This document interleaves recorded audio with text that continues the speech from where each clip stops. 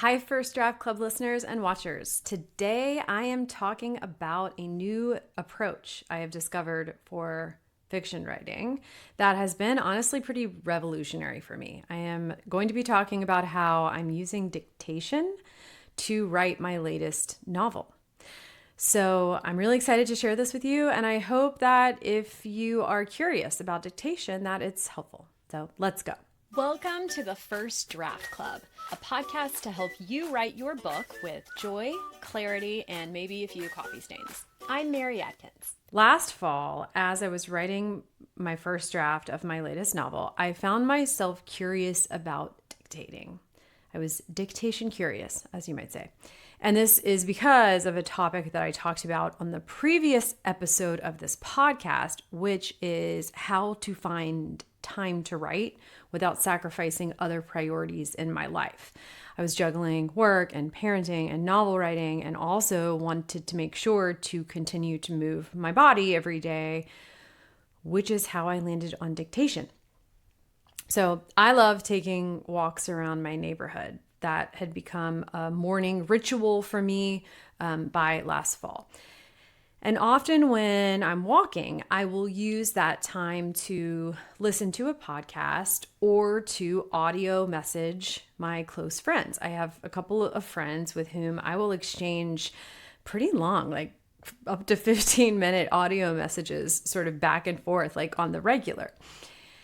And by last fall, I had developed this groove where after school drop off, after I took my kid to school, I would go on an hour or even a 2-hour walk every day, listening and sending audio messages. And it was time that I really valued. But then by the time I got home, it would be around 10:30 a.m. and I would need to do work-related stuff. I would feel the time pressure of other tasks that I really needed to get done before my kid came home from school around 3:30. I don't write at night. That doesn't work for me. For me, it is really morning or not at all in terms of creativity. So dictation as a possibility weaseled its way into my mind, because I know from exchanging audio messages with friends that walking is really good for my thinking. And I feel like I say smarter things when I'm kind of on the move and I'm in nature. Maybe, I thought, I could translate that into fiction writing.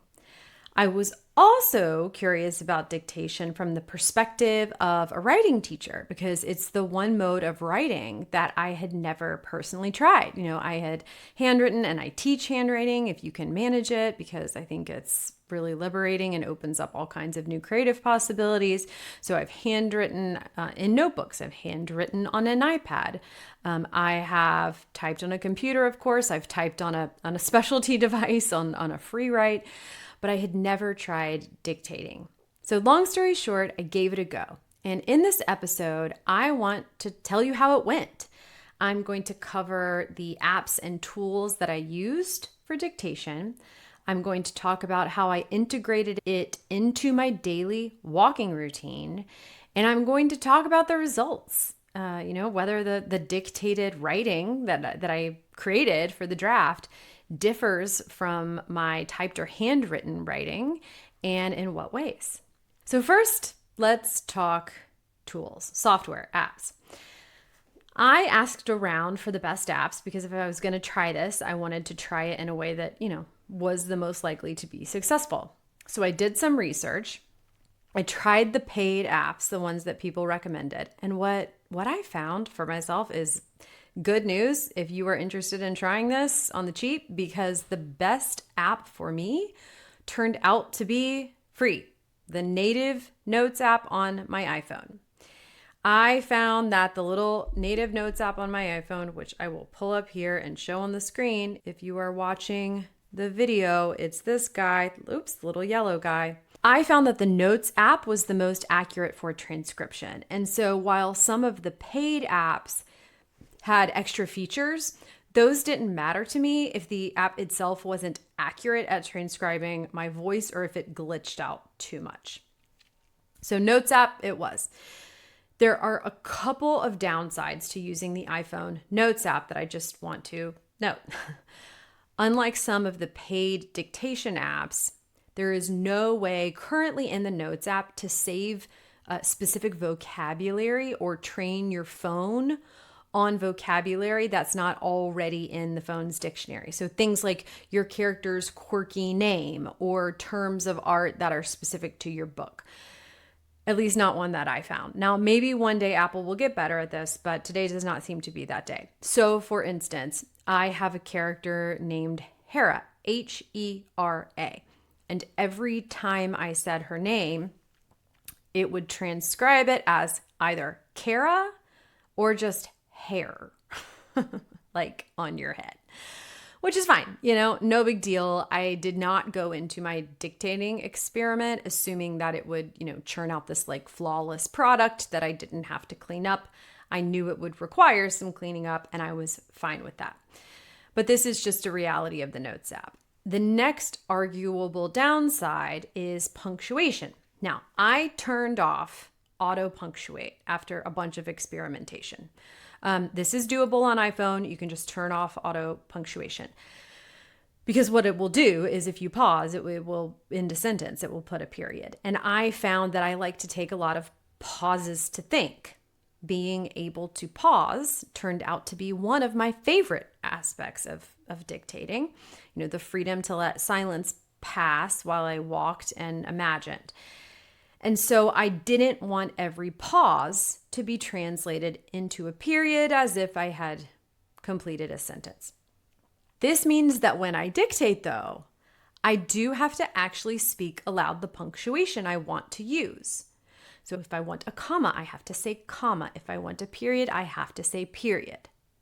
You might think this would be cumbersome, and I did as well, which is why I did a lot of experimentation with apps with auto punctuation because I really thought that I would not like dictating the punctuation.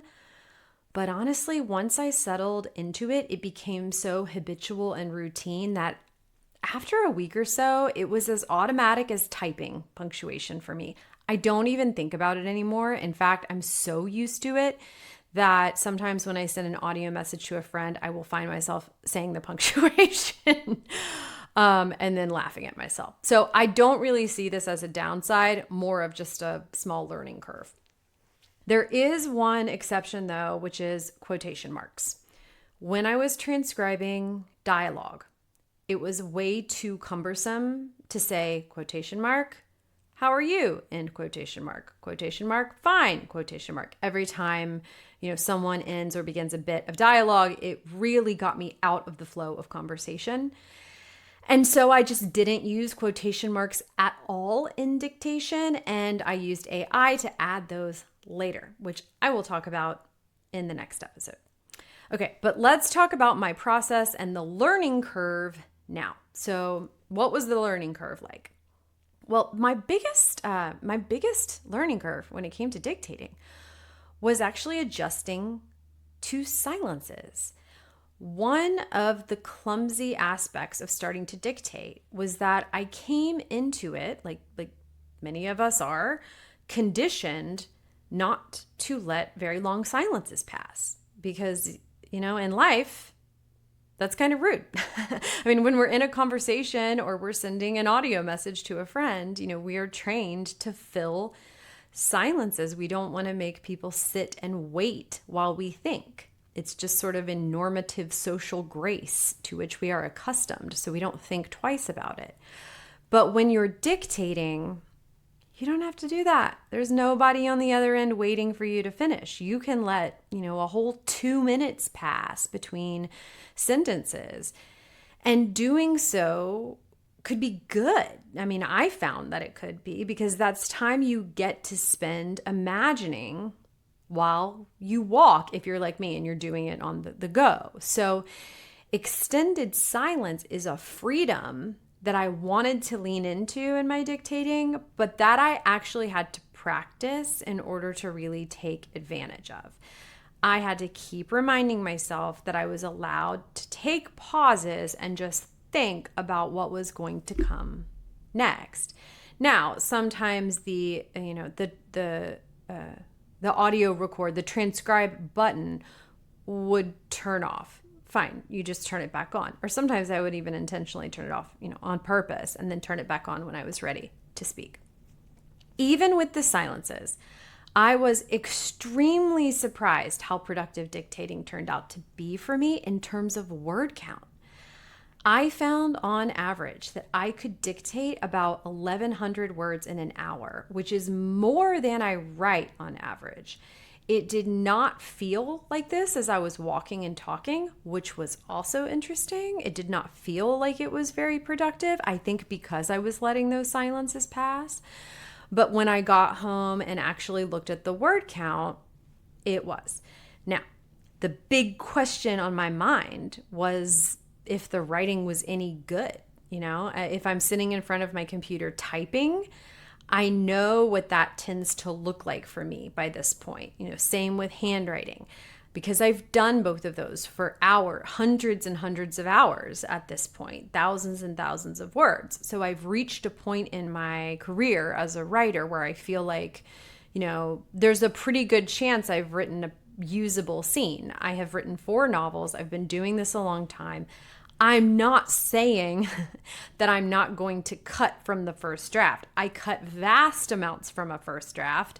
In the novel I'm talking about now, I ended up cutting 30 or 40,000 words from the draft. But that's just the revision process. That's just cutting things that don't move the story forward.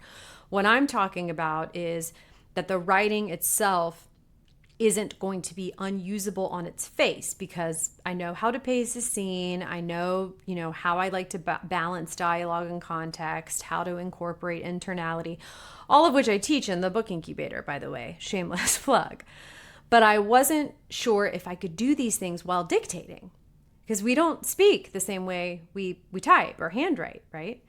Like, were my dictated scenes going to come out stilted and staccato or rambling? Were they going to have weird pacing? Were the sentences going to feel sort of unnaturally long or short? I had no idea. There seemed to be a real risk that I could generate tens of thousands of words that would ultimately not even be usable. But that was a risk I was willing to take. It was worth it to me because of the lifestyle gain, we can call it, that I could keep up my walking routine and still get my novel draft written. The potential upside was very high, because if dictating did work, it would mean I had unlocked something super cool for myself and for the writers that I work with. So, spoiler time. Did it work? What happened?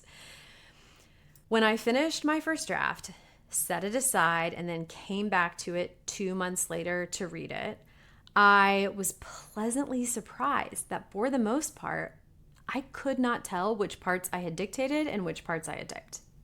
Crazy, right? Sometimes I could, mostly because the grammar was off or the names were wrong, but okay, those are superficial indicators. They were easy fixes. I generally did not notice a meaningful difference in things like tone, voice, pacing, sentence structure. And that was so surprising to me and great. In the end, I had dictated almost half my draft, around 50,000 words, and the manuscript came in at just under 100,000. So really cool. Now, did I need to revise heavily? Of course, but all drafts need revision, and mine would have required revision whether I had handwritten, typed, or dictated it, and that I do know.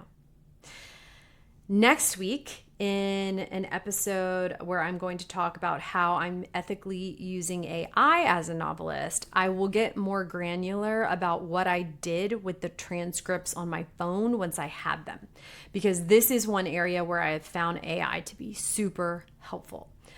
But in sum, I highly recommend giving dictation a try if you're curious. You don't need fancy software or even a mic. You just need your phone, and if you want to walk, some comfortable shoes. Thanks for listening, and I'll see you next week.